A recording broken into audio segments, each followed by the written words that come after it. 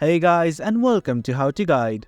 In this tutorial, we're gonna look at how to enable push notifications on Onlyfans. Now let's begin. On any browser of your choice, simply type onlyfans.com and hit on enter.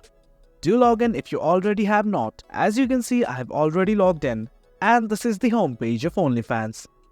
Right now, to enable notifications, I simply have to click on this More button or your profile button that you will find at the top left. You can click on either.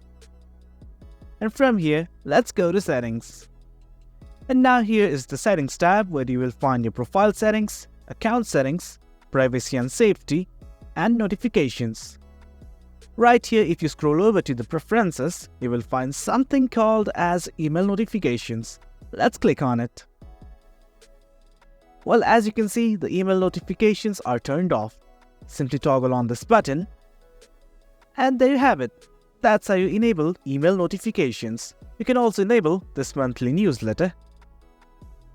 There are lots of settings here. You can play with them as you wish. There is also the option to receive less notifications. You can enable that as well. And here is the main thing, important subscription notifications. Let's enable it as well.